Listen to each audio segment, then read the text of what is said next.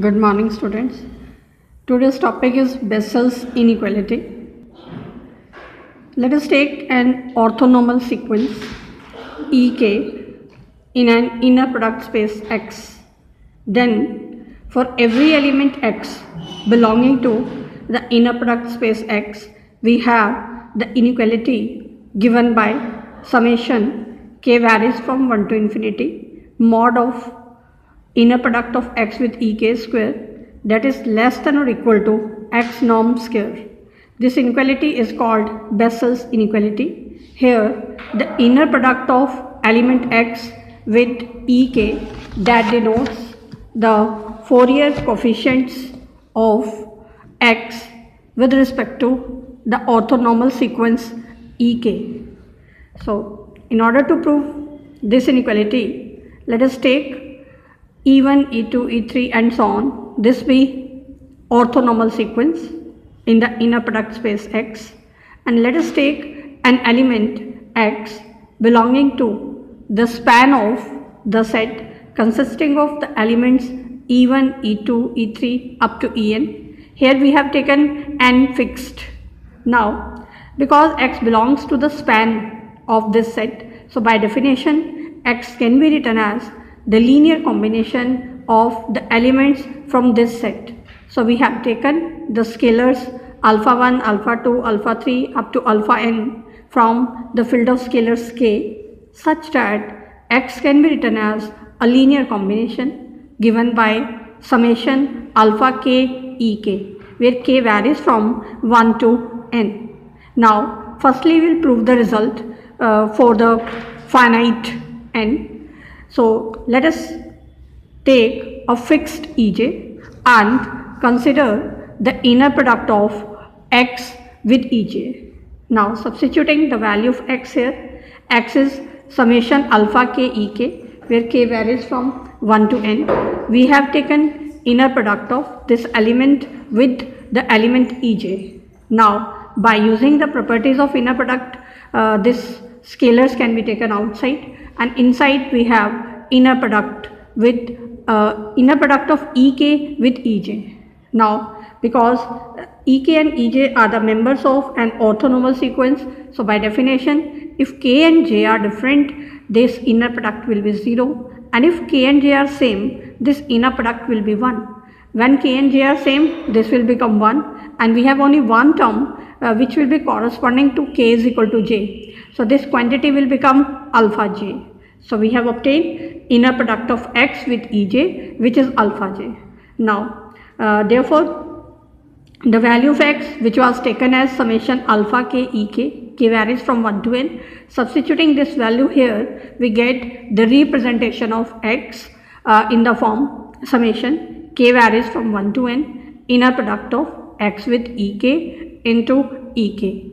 Now, more generally, if we consider any element X belonging to the inner product space X, which is not necessarily in the span of the set E1, E2, E3 up to En. In that case, by setting Y is equal to summation K varies from 1 to n, inner product of X with Ek into Ek, and then we can define Z by setting X is equal to Y plus Z, or we can say Z is equal to X minus Y.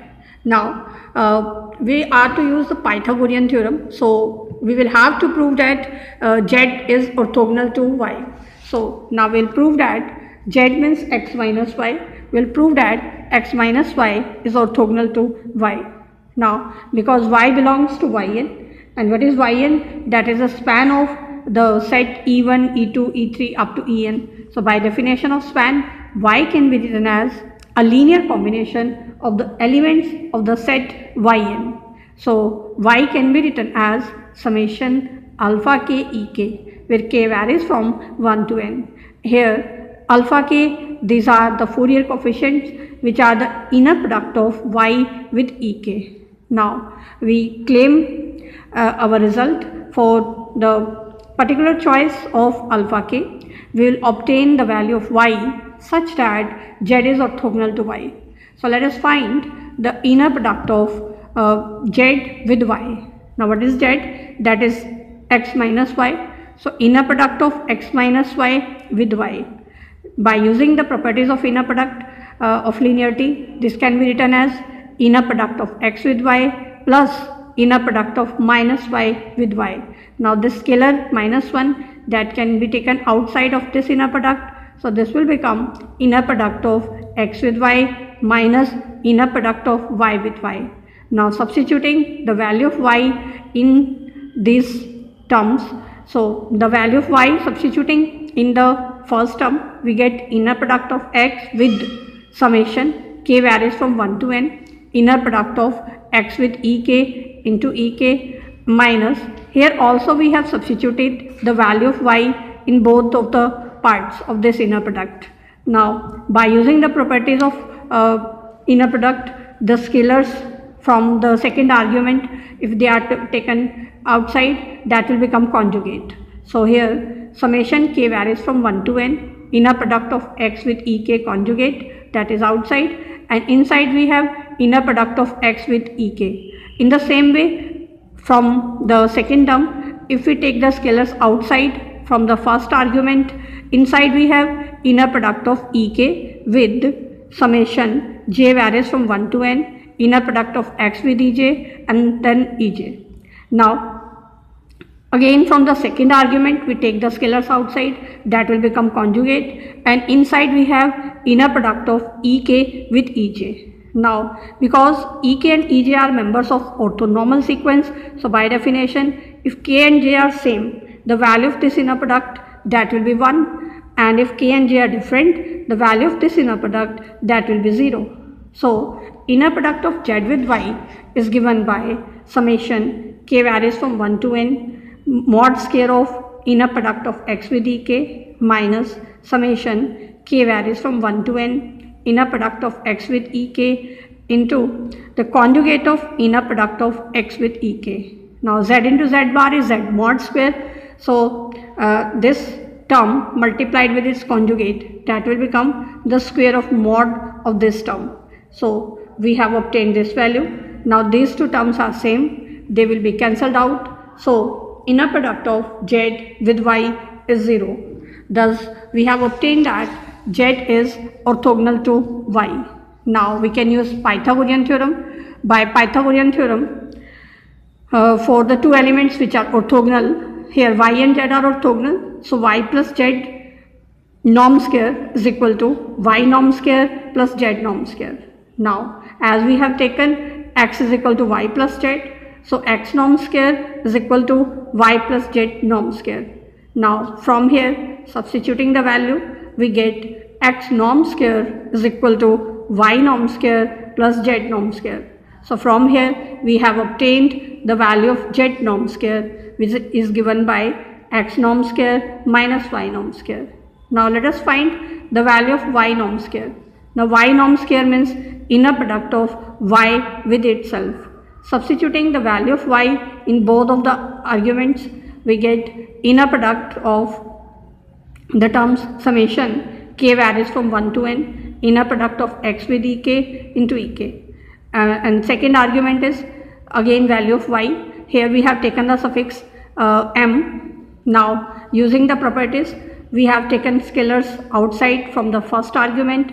Inside we have inner product of ek with summation m varies from 1 to n, inner product of x with em into em. Now again taking this scalars outside from second argument, that will become conjugate. Inside we have inner product of ek with em. Now by using the definition of orthonormality, now if these two suffixes will be same, this product will be 1, and if these are different, k and m are different, then this product will be 0. So only one term in this summation will be obtained, which will be corresponding to k is equal to m. So substituting m is equal to k here, this will become 1, and this will become inner product of x with ek conjugate. Now z into z bar, that is z mod square. So we have obtained y norm square is equal to summation k varies from 1 to n square of mod of inner product of x with ek. Now substituting this value in the equation 1, from there we have obtained the value of z norm square. Now because norm is non-negative, so this is greater than equal to 0. So we have obtained the inequality for the finite sums where k varies from 1 to n. Now we can see this sum contains non-negative terms, so that forms monotonically increasing sequence, and also the sequence is bounded by x norm square, and therefore the sequence converges. Every monotonically increasing sequence which is bounded, that is always convergent. So this is convergent, but we can see this is a sequence of partial sums of this infinite series, and we know that a series is convergent if and only if its sequence of partial sums is convergent, and hence we can say that the series is also convergent, and we have the sum of the series will also be finite, and that is bounded by x norm square. So we have obtained summation k varies from 1 to infinity, the square of mod of inner product of x with ek, that is less than or equal to x norm square. So this proves Bessel's inequality.